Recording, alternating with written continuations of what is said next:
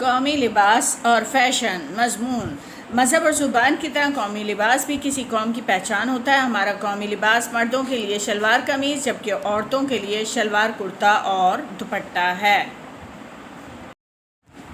हमारे कौमी लिबास की सबसे बड़ी खूबी इसकी सादगी, बावकार और मुनासिब कीमत का होना है। ये लिबास हमारे कौमी इत्तेहाद का मज़हर है। हमारे अजीम रहनुमा कायद-ए-आज़म मोहम्मद अली जिन्ना रहमतुल्लाह अलैह ने, शायर अल्लामा इकबाल रहमतुल्लाह अलैह और मादर मिल्लत मोहतरमा फ़ातिमा जिन्ना ने भी इसे बड़े फ़ख्र से ज़ेब-ए-तन किया।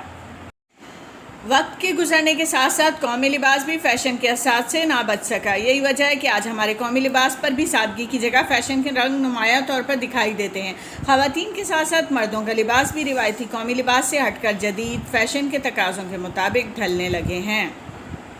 इन जदीद कौमी लिबासों ने तबकाती फ़र्क को जन्म दिया है तो दूसरी तरफ महंगाई में इजाफे के साथ साथ कौमी यकजहती और वहदत फ़िक्र को भी नुकसान पहुँचाया। आज सूरत हाल ये है कि फ़ैशन परस्ती का जनून हमारी नौजवान नस्ल में अपनी इंतहा को पहुंच चुका है। नौजवानों में कौमी लिबास की जगह जदीद फ़ैशन की मकबूलियत की सबसे बड़ी वजह फ़िल्म और मीडिया है।